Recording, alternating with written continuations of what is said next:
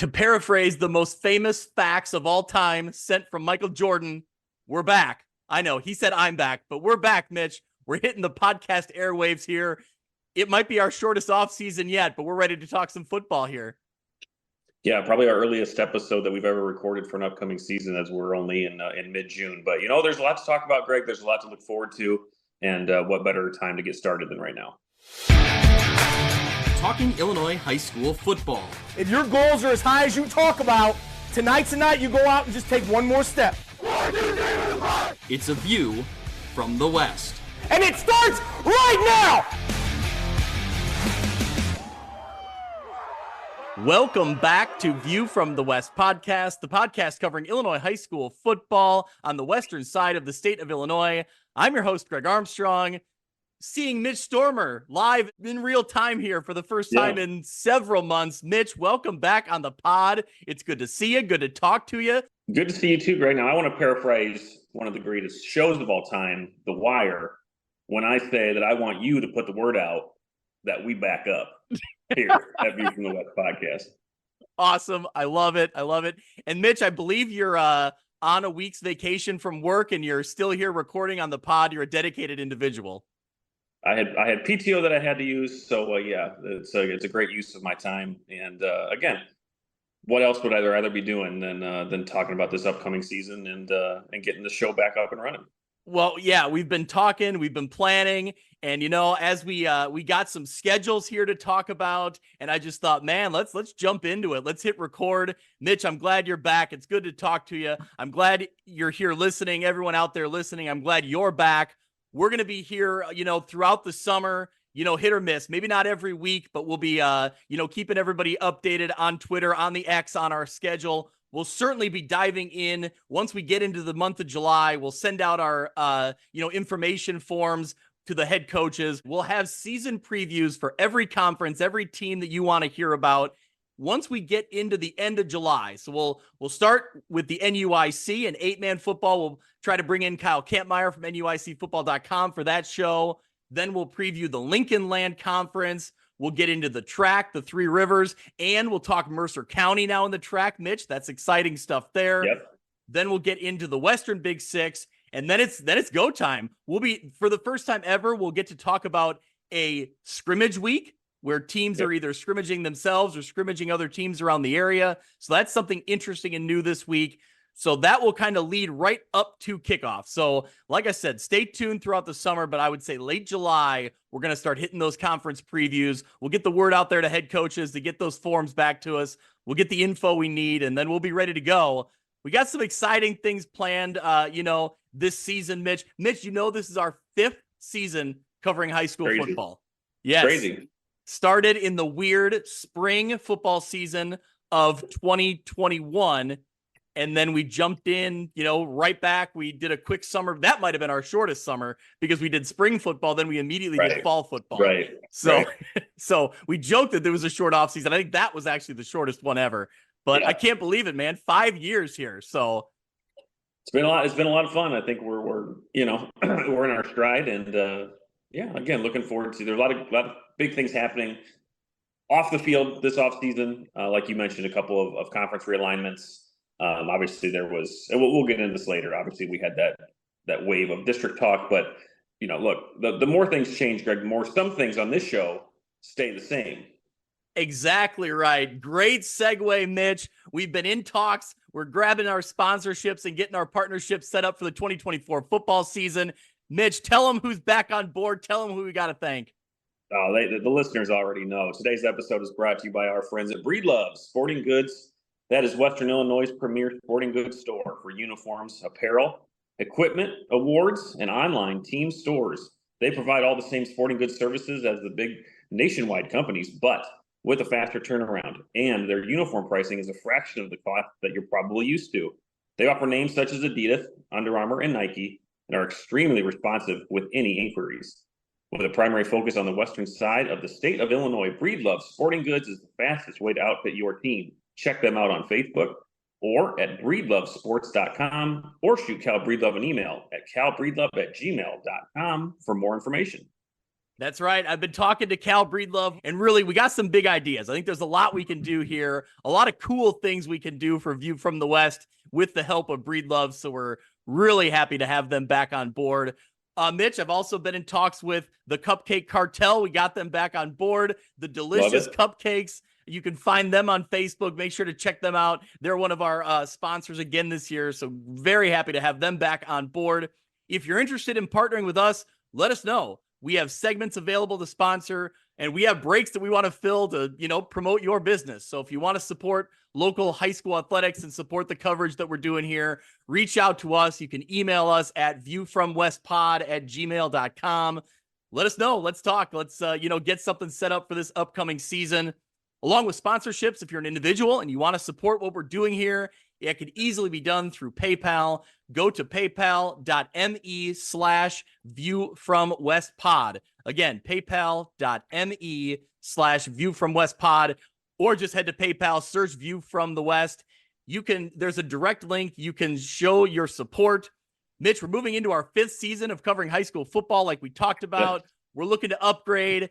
Anything that anyone could do, to help us, to support us would be greatly appreciated. Trying to upgrade some streaming software. Mitch, we want to get you a microphone. That's like the goal this year, right? Like, I know my phone has been pushed to the max on these conversations. So yeah, if we can get some better, and it's a quality issue too, right? And I want to make sure that we're providing the best audio. Yours always comes in great. Mine is always sometimes a little spotty. So yeah, upgrades like that are just gonna make this show even better. That's right. So to help us pay the bills here and to help us upgrade and make the best quality product we can, if you want to throw some support our way, that would be greatly appreciated. Again, you can support us through a business, a sponsorship, or head to PayPal and help us out.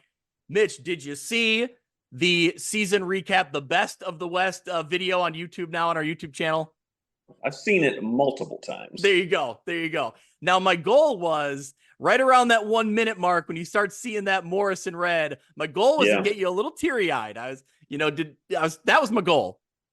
It gets me a little excited. The Mustangs coming off of a solid performance where they swept all of the relays at the state track meet. So there you go. A lot of those guys are going to be on the field. So there's going to be no change in the Mustangs having a lot of speed on the field this year. So yeah, guys like Anderson, Alvarado, they're going to be back. It's going to be a lot of fun. Awesome. Love it. Well, if you're going to brag about your alma mater, I got to take a pause here and then brag about mine. The Marquette Crusaders, once again, state baseball champions. They won one, I believe, 5 years ago back in 2019, and they just did it again this year. So I was unable to be there. My dad was there in person, so he was very excited. He was thrilled. So it was a happy day, great day to be a Crusader. And another strong showing this year from Newman. Newman had a great baseball team this year. Absolutely. I don't remember if they finished. I think it was 4th. I think they finished 4th, but they made an appearance. Season. Yep, another great season for them. For sure. All right. Well, Mitch, like I mentioned, the season recap video, the Best of the West from 2023, looking back at last year. It's available now on our YouTube channel. Head to youtube.com/@viewfromthewest, or just go to YouTube and search out View from the West. You can find that video, or you can find all of our highlights from last year's games. It's a lot of great highlights to go back and watch. I've been doing it myself. Fun to kind of refamiliarize yourself with, the games and the teams we covered last year. So, all right, well, let's jump into some news, some notes. Down the way, we'll get into some schedules. Like I said, this won't be our full team previews. We haven't really deep dive the rosters to know who's coming back and all that. But for right now, we're looking at, a variety of different things here. We got to start with district football failed in the end of the football season last year. So we'll proceed as forward for now in conference play, which I think we both agree that at this very moment, that's the right choice. Yeah, the way that was kind of strung together pretty quickly and almost seemed like they were trying to push it through, or at least the schools that had proposed it were trying to push it through. It just wasn't going to work. We had that great episode with the Seuss, kind of looking over the perspective, what the districts would look like, and some of them just made absolutely no sense. It would not be a good thing for Illinois football. So, yeah, glad to see that we're not going forward with that particular proposal. I doubt that that's the last time we'll talk about it. It seemed like it did have some momentum. It made sense for the schools that were in favor of it, why they want districts as a whole. It's just that particular proposal was going to be a disaster. So won't be the last time we talk about it, but for now, it's business as usual. Yeah, as you mentioned, you can go back in your podcast archives or head out to our YouTube channel. You can find our instant reacts episode to the district vote, where we really kind of talk about what went into the decision and talk about the IHSA's response to the decision, to the vote. But then we also have a mega episode where the Seuss joined us, and Steve Susi from Friday Night Drive sat in, nice enough to sit down with us and talk on a podcast. Mitch, we almost went 3 hours with him that night, but that was a great episode. It is. Yeah, it's the deepest of deep dives on that topic, on all things district football, conference format. He is a wealth of information. I can't encourage people enough to go check out Friday Night Drive, the coverage that Steve Susi provides, along with his other colleagues, along with the other journalists from around the state, really, who cover a variety of teams and a variety of conferences. We subscribe. It keeps us informed. So I encourage our viewers to do it as well. Support local journalism, folks. You're absolutely right, Mitch. Support local journalism. We're doing what we can here to kind of provide some, information around the state during the football season. But get out there, support local newspapers, support local journalism. That's the only way it's going to grow and get to what we want it to be, is with local support. So yeah, definitely great plug there. Mitch, let's move along. Some positive news, some encouraging news coming out of Alleman High School. We saw a recent post on Twitter, an update from their program saying that numbers are growing. There's reason to be optimistic. I reached out and had a little conversation with Jeff Schmolbach, the head coach there at Alleman. And, he's excited, looking forward to hopefully a process of growing here, getting this Alleman program back to where they need to be to compete, to be able to play 11-man football. He says they've had a great response from incoming freshmen. So that's certainly a good sign that there's a good, solid foundation there. He says he hopes the roster can go from 30 to close to 50 students this fall. And then he wants to get a full JV schedule. So they got about 5 or maybe 6 games now. They want to get up to 9. So all encouraging news coming from Alleman. And like we've talked about, it's just, this local area in the Quad Cities really needs Alleman to be in the mix somewhere. And again, we talked about the district vote. I think Alleman is a team that would obviously very much benefit from a district format where they get more like-size opponents. But for right now, just getting them back to on the field, hopefully at an 11-man varsity level sooner than later, would be a great thing. Yeah, I mean, a lot of our listeners probably are too far removed from the Alleman glory days. I mean, this is a team that is a 5-time state championship appearance team. This I believe is the last, so. Yep. The last Western Big Six team to make a state championship. They ran into the Driscoll powerhouse back in the early 2000s. So this is a perennial program historically, and obviously they are going through issues like any school does. So it's good to see them back on the up and up, and to get that roster back to competitive numbers. And then, like you said, if there's a different fit for them somewhere that may not be the Western Big Six, just because of that difference, I think that would continue to allow Alleman to grow and to thrive and get back to that level that they are so accustomed to.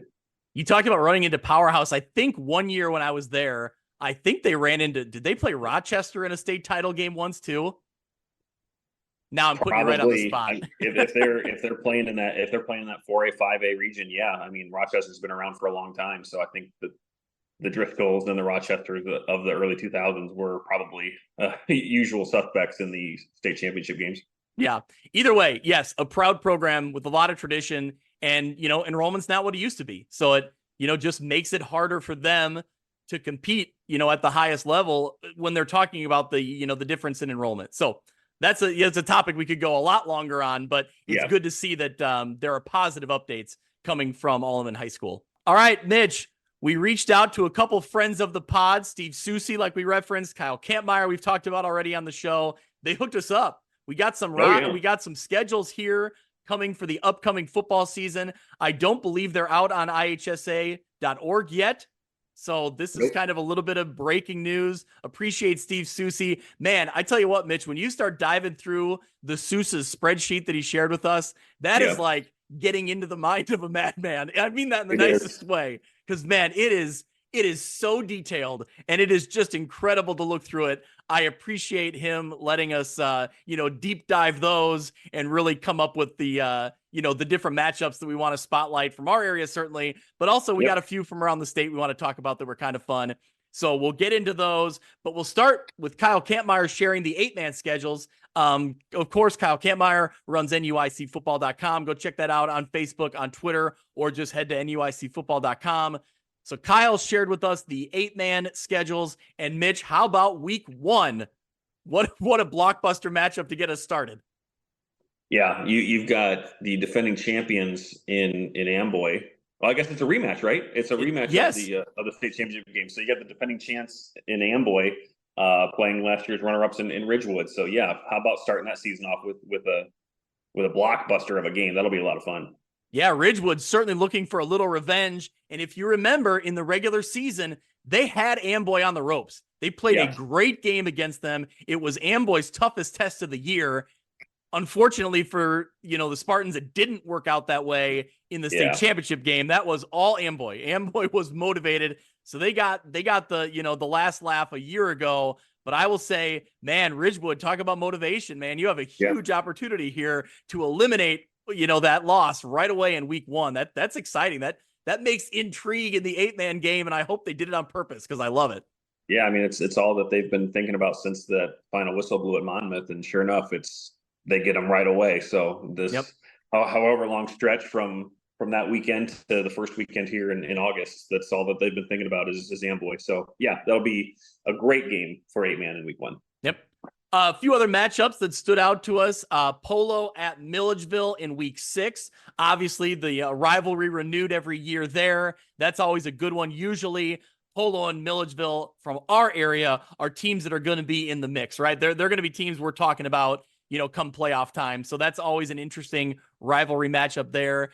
And West Carroll moving into the 8-man ranks. They make their 8-man debut at home against River Ridge. So that could be a fun atmosphere for West Carroll. I'm hoping that maybe this 8-man switch maybe draws a little excitement down into that area for a program that certainly could use a little excitement, right? It's been a tough go, the last few years. They sat out a season, and then last year they struggled in the 11-man division. So I think, hopefully there's a little positive excitement going into this season, and starts off in week 1 at home. So yeah, I mean, look at Amboy. They set the standard, right, of teams that have come down from 11. Obviously, all these teams did, but it doesn't mean coming down to 8-man.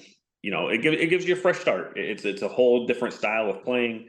It allows for smaller rosters to still thrive. So yeah, looking forward to seeing what West Carroll can do here, back playing, and now an 8-man. Yep. Well, let's keep moving down the way. We'll get into the 11-man ranks again. Thank you to Steve Susi for sharing his spreadsheet. We went through it. We've, kind of picked out the spotlight games that kind of stood out to us. And we talked about, new teams in new places. Mitch, we'll start with Bureau Valley going to the Lincoln Land Conference now. Longtime member of the Three Rivers, heading over to the Lincoln Land. Actually, before we get into it, Mitch, I'll start with you. Is it weird to see Bureau Valley not in the Three Rivers, not with a rivalry between Morrison or, just kind of some of those longtime traditional teams we saw them playing every year? Yeah, I think it will be. Since BV really became a school, that they've been a standard in that conference and been a competitive player in across all sports. So yeah, and we've talked about this before, that it's part of the landscape of the game, and we just have to kind of get accustomed to it. And if this is a better fit for them, then that's great. Then it was a perfect move. So yeah, it'll be a little bit weird, but the other side of that coin is that we get new exciting matchups like we do here in week 1.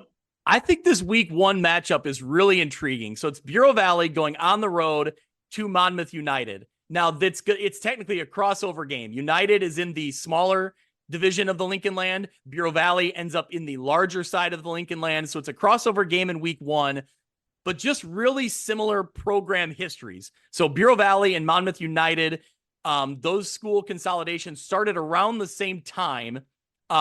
United won a state title in their first year as a school in 2004. Bureau Valley won a state title in football in 2005. Now, since then, both programs have had kind of a drop off. They haven't had the consistent playoff performances that we saw in those real like high point days. In the last few years, each team has made a, playoff appearance or two. But it just, it's funny to watch how both programs have kind of mirrored themselves to the point now where I think both are in a really good spot. Coach Milroy at United, Coach Pistol at Bureau Valley seem to have both programs in a really solid state where they're, hoping to maintain and build a good foundation and keep going. Coach Milroy had a great season a few years ago with United, and Coach Pistol is continuing to improve. This just seems like a really intriguing matchup for two very similar programs historically over the last 20 years. Yeah, I think you're exactly right. I was really impressed with what Bureau Valley did last year. So yeah, to have them coming into this Lincoln Land Conference. Again, we'll get into the season preview. I haven't looked at their full schedule, but playing on that larger side of the conference might be a little tough this first year. Yeah. But again, Bureau Valley, a team that went 1-8 2 years ago, improved to 4-5 last year, and looked a lot better doing it. So I think they're riding some momentum, and maybe that's what they can live on, playing some of these bigger schools this year. Yeah, and you look at United, like I said, a few years ago, they were a playoff team. Last year, I don't think we had a whole lot of expectation for them. We didn't really know what to expect. And then in week 1, they went out and beat Mercer County at Mercer County. The season didn't go as United probably planned from there. But either way, I really like the job Coach Milroy does. So I'm curious to see what they bring back this year. We'll get into that down the road. We'll hear from them, and we'll, get the roster notes we need and get the, returning players. But yeah, interesting one there. Looking at that Lincoln Land small school division, we got to talk about the big three over there: Anawan Weathersfield, Roval Williamsfield, and of course, Stark County. They all battled back and forth a year ago at the top of that conference. Stark County came away with the regular season conference crown, but then it was Roval Williamsfield that ended up beating Stark County in the playoffs. And then along the way, you also had Anawan Weathersfield getting a win over Roval Williamsfield. So if you can follow all of that logic, they all battled back and forth is what I'm saying. So let's look through when they play each other, when those matchups are coming into this season. I think those are games to watch for sure.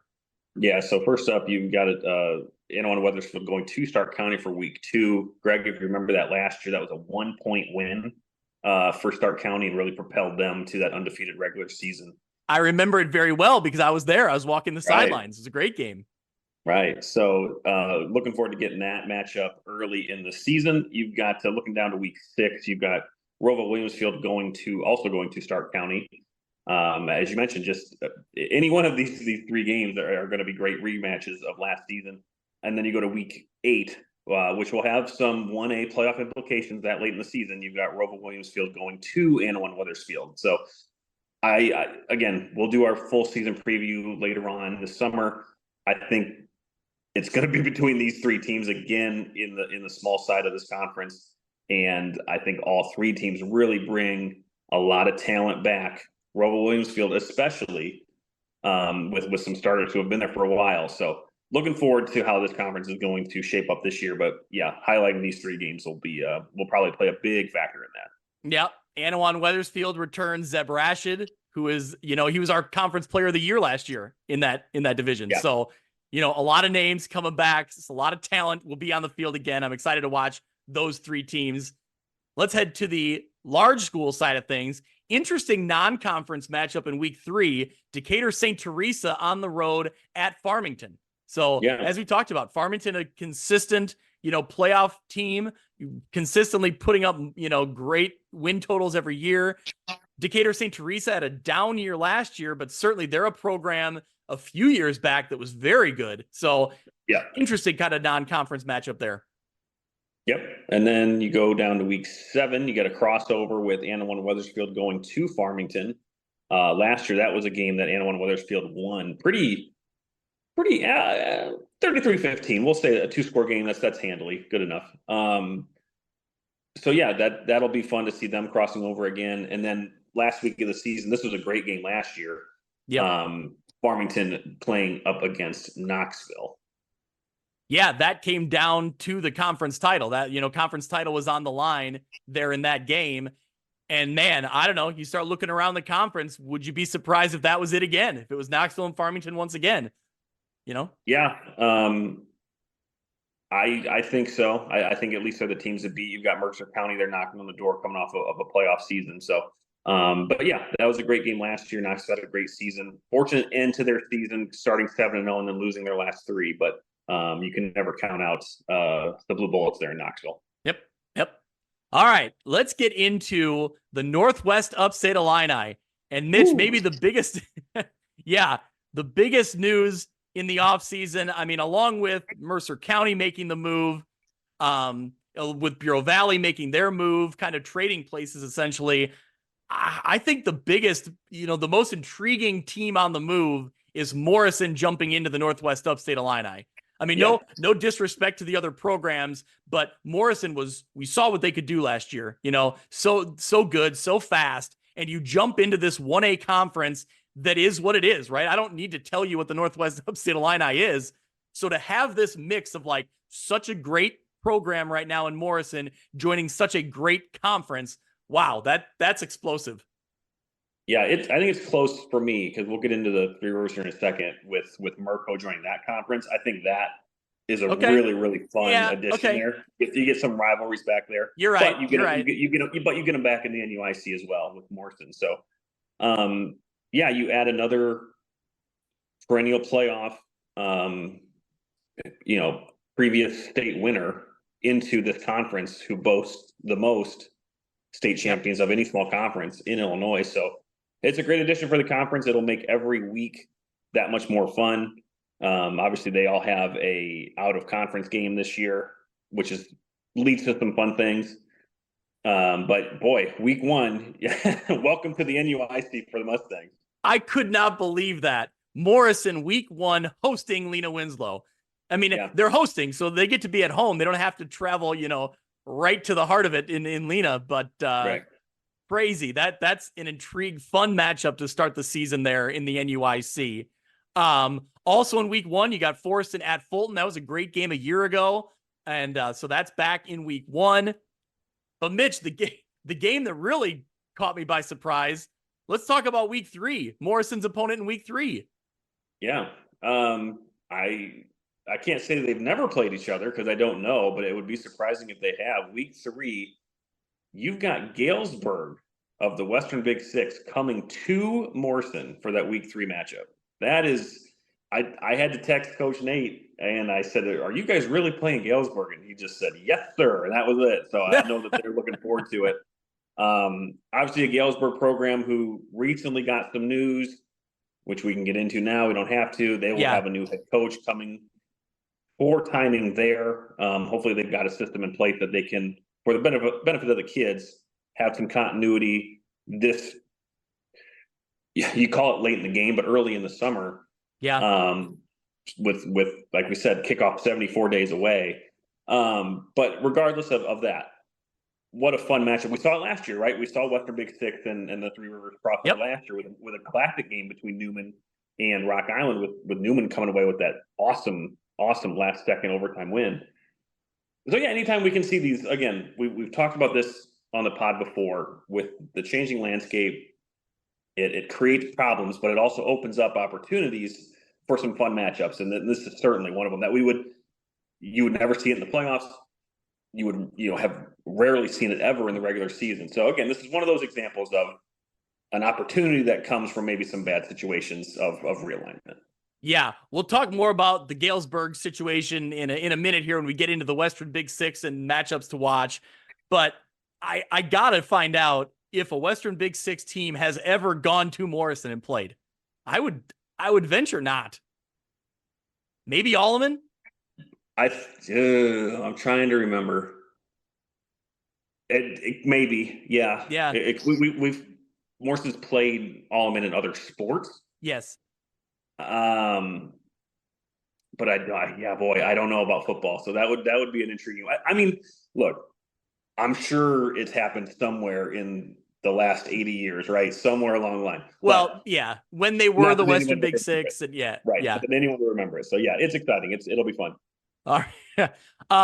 A few other matchups to look for in the Northwest Upstate Illini.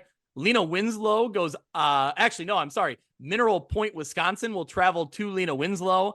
I did not get a chance to look up any information on Mineral Point. Don't know how big they are. Don't know if they're a good program. I'm guessing somewhere along the line, Kyle Kampmeyer will fill us in from NUIC football about who they are and what they're all about. But just an interesting out-of-state matchup there for the Panthers. Yeah. I will say, Greg, I don't know if that's at Lee Win, because I don't think any of the NUIC out of conference games, they all said that the NUIC team was hosting, which I doubt that's true. So okay. I don't know. We'll see. It could be, but for now, we know that Mineral Point will play Lee Win. But for anyone trying to get their travel plans arranged for week 5 of the season, maybe just hold off on that, because I don't know. Okay. I don't know that they're hosting that game for sure. Fair enough. All right. Well, let's jump into what we're a little more familiar with than the rest of the the NUIC regular schedule. Dupec at Lena Winslow, week 6. That's become one of the marquee matchups. I think Forreston and Lee Win always kind of carries the headlines in week 9. Yeah. But this has become kind of the battle over the last few years. Yeah. When you have teams like Lee Win and Forreston going up against each other, you're seeing two teams with similar styles playing against one another. Yep. Same thing we saw in the state championship game with Camp Point Central. Two teams who have really similar identities just battling against each other. Dupec presents a whole different set of problems for you. They've got a lot of guys coming back. I think they will be the top challenger for Lee Win this year for the conference crown. Could very well win it again. They won it a couple years ago. So this game, in week 6 could very well be the de facto conference championship. In my eyes, I think that's the way it'll play out. So it'll be a lot of fun to see these two programs once again battle it out on the field. Yeah. One more interesting technically a non-conference matchup, but a former conference rival in Forreston playing Southwestern East Dubuque. So if you remember a few years ago, East Dubuque ended up in a co-op with a school in Wisconsin. So they're playing a Wisconsin schedule, but it's nice that this crossover is able to happen, because that East Dubuque team early in our podcast, time here was fun to follow. And then when they went up to Wisconsin, it was kind of harder for us to keep track of them, but good to see them back kind of in our area in the NUIC. They'll play Forreston in week 7, and then week 9 of the NUIC is going to be a ton of fun here. Yeah. So you have, for starters, as we talked about, another rematch of Forreston. They go on the road to Lee Win for another week 9 matchup, which, not to sell Forreston short, this game, of course, also could, determine not only standing in the conference, but it will also play a huge part in the 1A state rankings, as both teams are always in that sort of, or I should say they're perennially always in the playoffs, but then you're jockeying for position, and games like this are what helps determine that. So that'll be fun. But yeah, in the other week 9 matchup is the return of the Wooden Shoe Bowl. We love that. Hopefully they haven't lost that thing somewhere. I think Fulton has it. Fulton's got it. I knew Fulton won the last one. Yeah. Yeah. So Morrison goes to Fulton, the short 15-minute bus drive to Fulton for a week 9 matchup. So yeah, and then again, another game that I don't think will have much to do with the conference championship, but will have a lot to do with, again, that jockeying of rankings and standings for the 1A playoffs. Yeah. Matt Randazzo, the glorious Wooden Shoe. Yeah, well, yes. Matt Randazzo, if you're listening to this podcast, I am putting in my claim now. I'm going to cover Morrison at Fulton in week 9 for WQAD. I'm staking claim. What day is this? We're early June. I'm already staking my claim. So yeah, I want to be at that one. Well, let's get into the Three Rivers Athletic Conference. We talked a little bit about it, but Mercer County moving into the Three Rivers. And you're right, Mitch. It's a tough between Morrison moving to the NUIC and Merco moving, because I'll jump right ahead. Mercer County at Rock Ridge in week 7. I know I'm not speaking alone here, because I know Ty Taylor and the Taylors out at WRMJ are excited to get this rivalry back in the mix. There's going to be a trophy for it too. Yeah, we love that. We always talk about that. So that'll be a fun addition this year. But like I said, there's a lot of, if it's regular season, if it's a playoff, if it's whatever, there's a lot of history behind either Alito or Merco and the Three Rivers Conference. So to have them now a part of that, I think it creates a lot of intrigue within the conference. They become an immediate player, I would think, to challenge What side are they on? Are they on Rock Ridge? Or are they on Rock Ridge's side or are they on Princeton side? I believe they're on Rock Ridge's side, so they'll be in with like the Rock Ridge and Orion, and yep. Yeah. Okay. So yeah, immediately become a player for that division. So to see them how they look this year, starting with a week 1 matchup against Monmouth Roseville. I mean, welcome to the show, right? A good team in Monmouth Roseville has a lot of talent coming back too. Yeah, looking forward to seeing Mirko here in Three Rivers.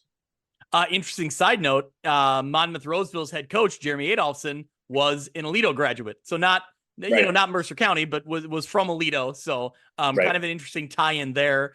But week 1 in the Three Rivers is interesting. You got that matchup, like you said, Mercer County going on the road to Monmouth Roseville. Sterling Newman at Princeton in week 1. That's an interesting matchup there. And you also have Rock Ridge at Sherrard in week 1. If you remember last year, that was a 31-28 final. Rock Ridge came away with the win, but what a battle. That was a fantastic game. And it was, one of those games, Sherrard had several of them where they were right there, fell just short, but this should be another great matchup here.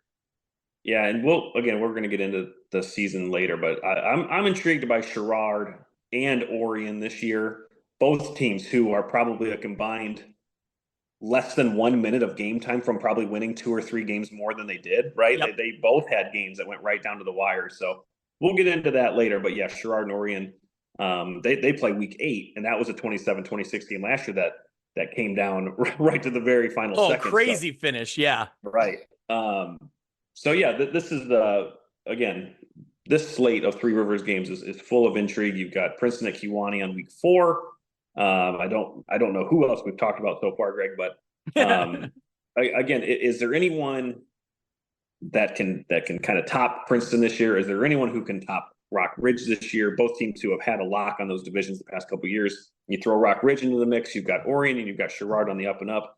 You've always got Newman there sitting, waiting to pounce with that great defense of theirs. So yeah, I think the Three Rivers, when you take Morton out, a team that went 8-1 in the regular season last year in that conference, maybe creates some opportunities for these other teams to start competing and challenging for those crowns.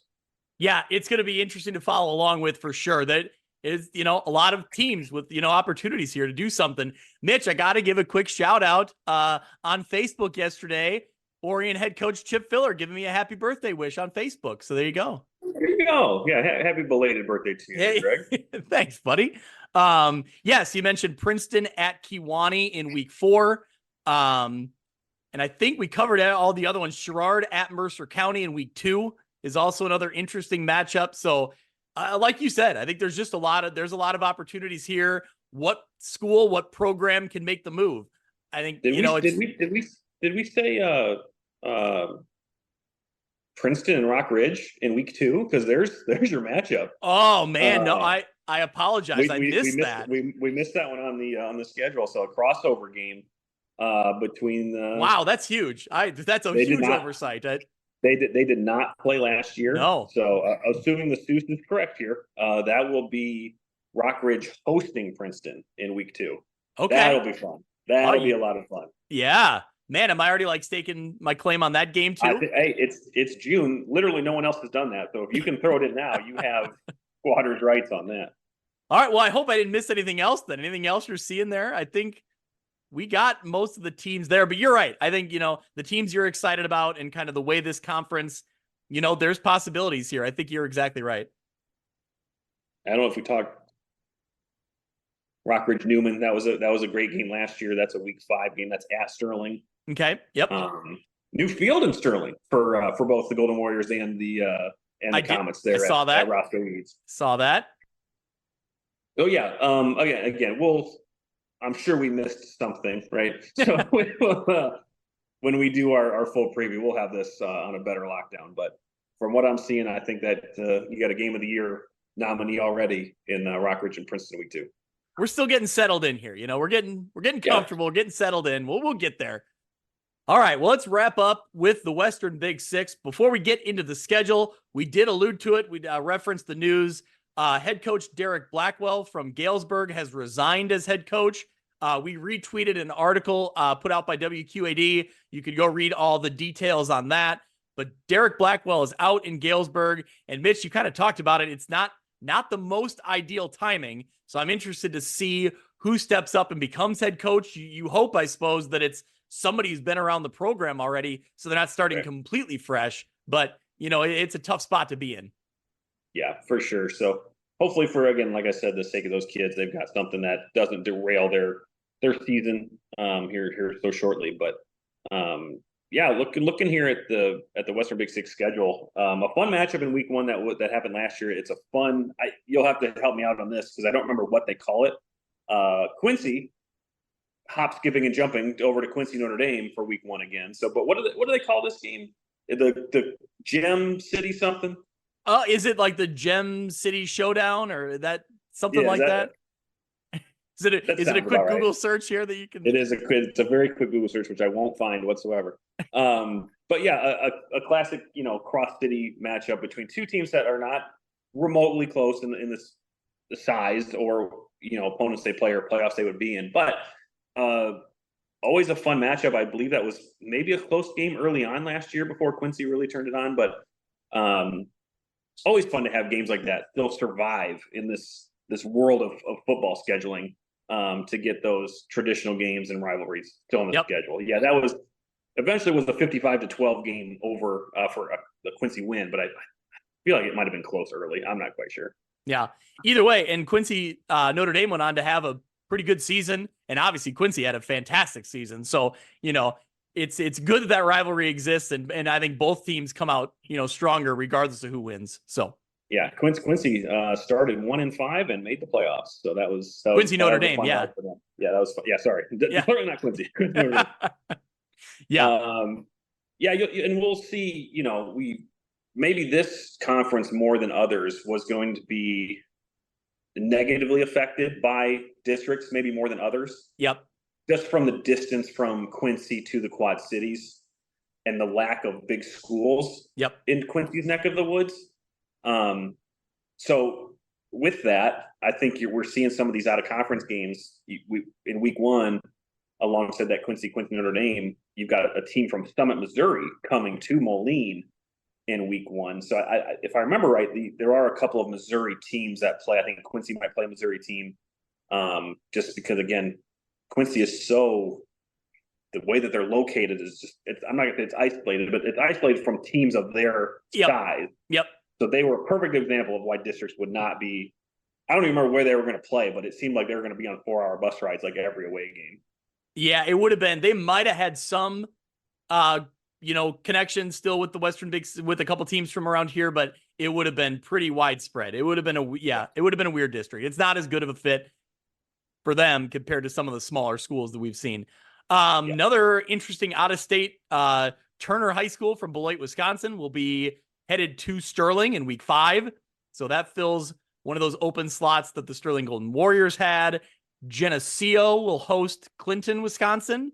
I'm not up on my Wisconsin schools, so I'm not sure how good Turner High School is. Or new coach there in Geneseo. That's right, absolutely. So Coach Furlong takes over. He came from Cary Grove. He has connections to the Quad Cities. Hoping sometime this summer to meet up with him and do an interview and get it recorded and get it out there as a bonus podcast. Really want to talk to him because Quad City connections and jumping in to a job like Geneseo is exciting, and it's very newsworthy for sure. I am praying to the football gods, Greg, that he has brought the offensive coordinator from Cary Grove with him. Oh, yeah. or someone who knows the Cary Grove offense, because oh my golly, if you haven't seen Cary Grove play, and if you've watched the state championships, you've certainly seen them play. Would there be a better Western Big Six team to adopt that offense than Geneseo? Oh my gosh! Yeah, it's perfect. How fun would that be? Yeah. So well, I gotta believe that's a big reason why he was a strong candidate, right? Because he comes from this school that is so effective. And he was the D coordinator, right? Correct. Yep. Yeah.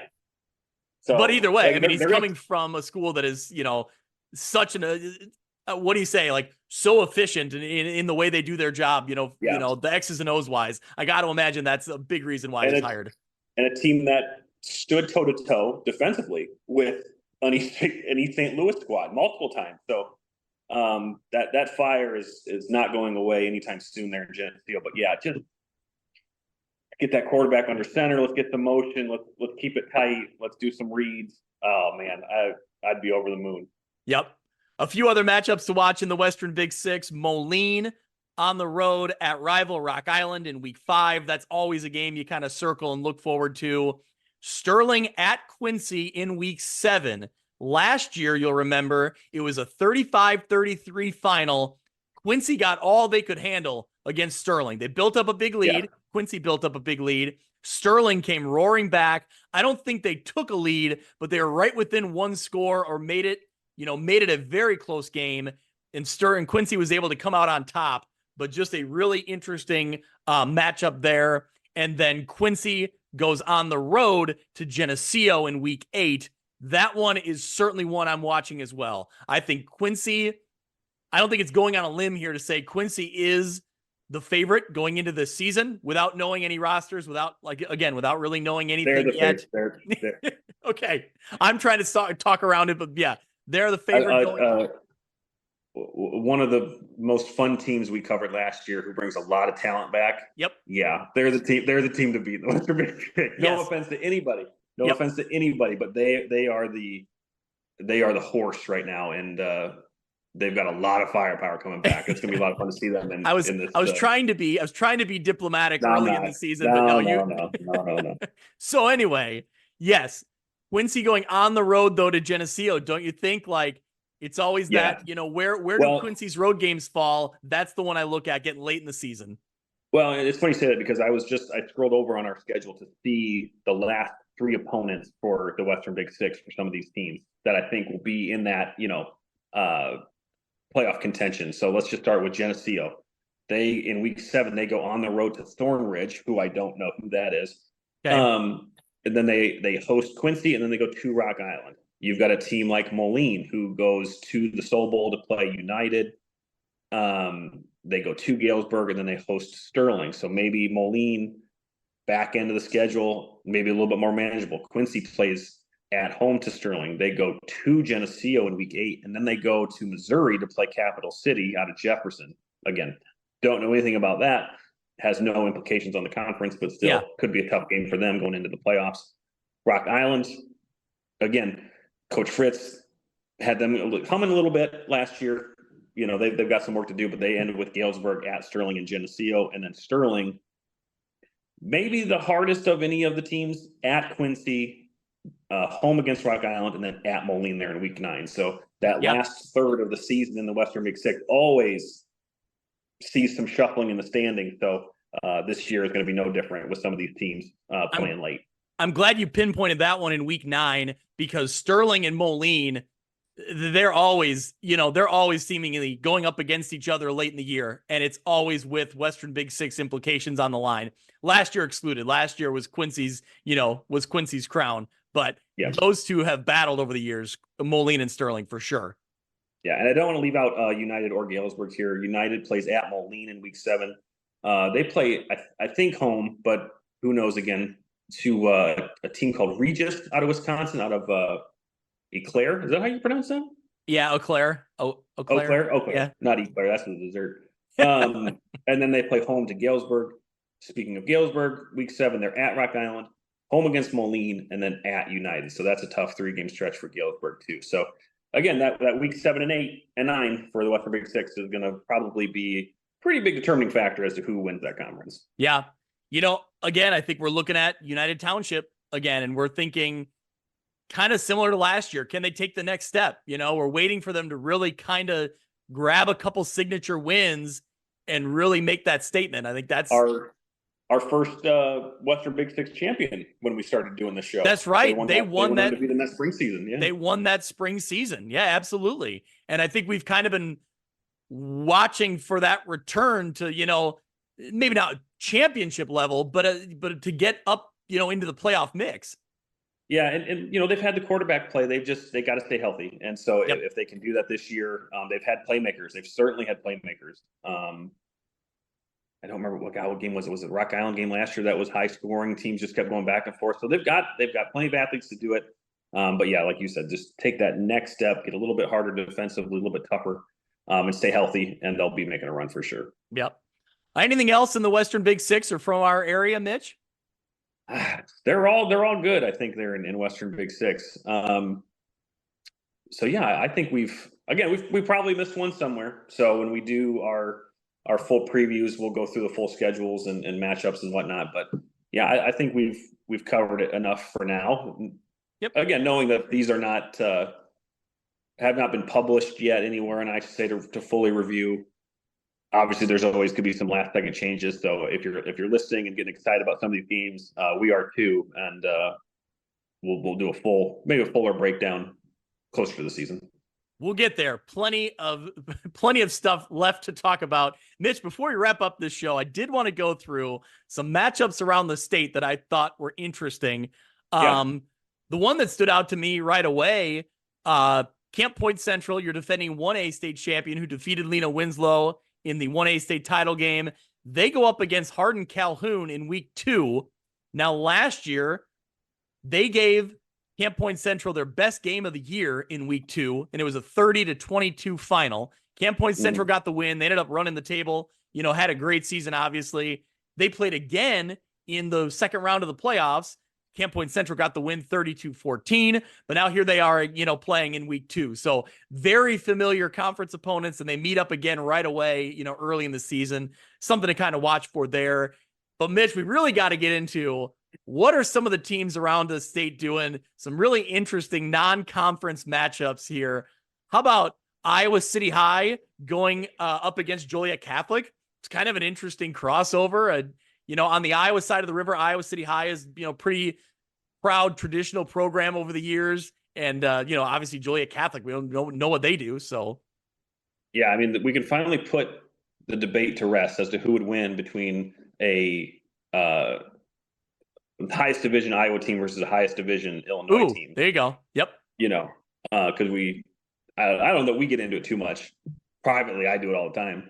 That Illinois has better football than Iowa does. And granted, that has to do with, population size. Obviously, Chicago was a huge part of that. But Iowa City High is a perennial team. Would have loved to see like a Dowling Catholic play against Catholic, I know. Or a Valley. You know what I mean? Like, and Iowa City's in the conversation for the best team in Iowa. Or a Southeast Polk. Is that the team? Teams from the Des Moines area? Yeah, there's some really good programs now. Yep. Yeah, would love to have seen something like that. But Iowa City, they're the Hawkeyes or the Skyhawks or something. Are they Little Hawks or yeah, whatever. But again, we don't see this too much, right? We don't see a whole lot of was it 4A in Iowa? So yeah, that'll be. Do we know what week that is? I guess I could look that up because that would be fun. I didn't catch what week it was. Week one. Oh wow, there you go. How about that? I happen to be on the CCL portion of the schedule, so I was looking at who IC Catholic plays. Okay. They don't have anything listed for the first 2 weeks because I know that they've run into scheduling issues in the past. But then they play St. Ignatius, they play Nazareth, they play Marist, Wheaton St. Francis, Aurora Marmion, and St. Viator, and then St. Rita. Yes. I think another example of where they will probably get into the playoffs with a 5-4, 6-3 record and be a pretty good team because they play a gauntlet of a schedule there in the CCL. Yeah, that's always kind of the storyline, right? Like that's what they do. I mean, recently that's what they've done. The last year was the first year of that. Yeah. Staying in the CCL, Mount Carmel plays the Hutton School out of Princeton, New Jersey. I think they always have like 5-star kids. Okay. So that's a fun. That'll probably be an ESPN game. That's fun.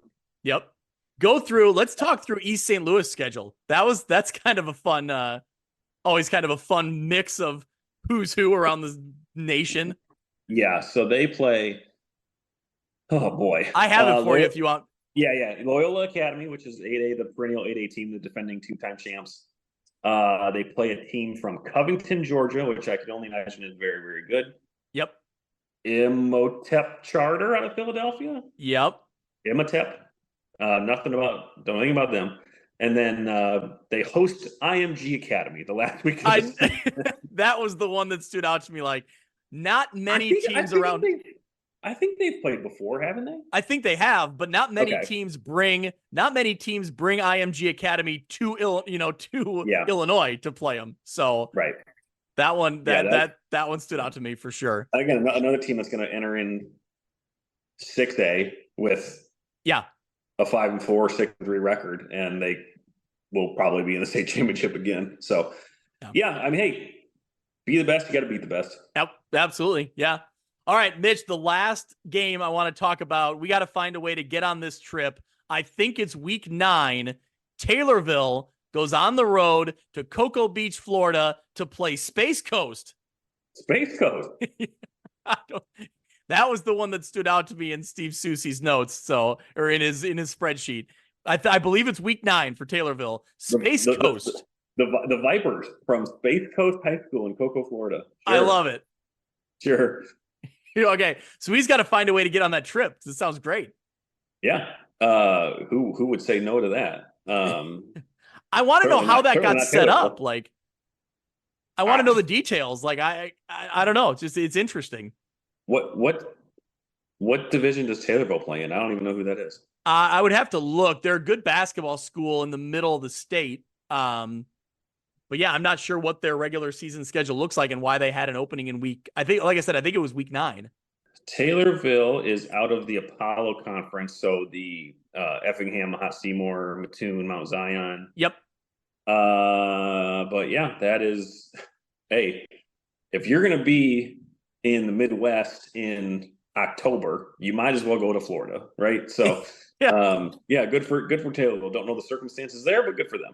So it looks like, yeah, they just, they only have, 5 regular season conference games. So they fill in the rest with non-conference from what I can tell. Yeah. So they had that opening and they got real creative with it. So there you go. Yeah, somebody knows somebody, I guess. So that worked out. Yep.